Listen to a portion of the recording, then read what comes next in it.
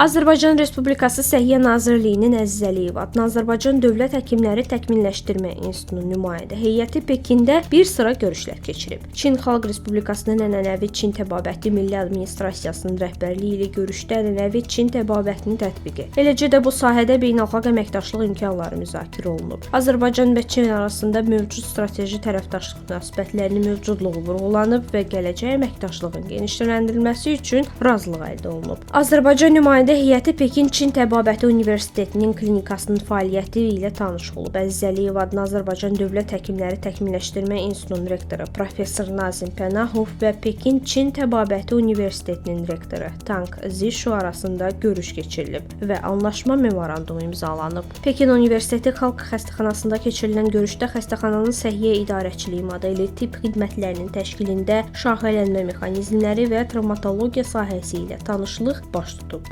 Keçirilən görüşlər Azərbaycan və Çin arasında tibbi təhsil, ənənəvi təbabət və səhiyyənin təşkili sahəsində əməkdaşlığın genişləndirilməsi üçün yeni imkanlar açır.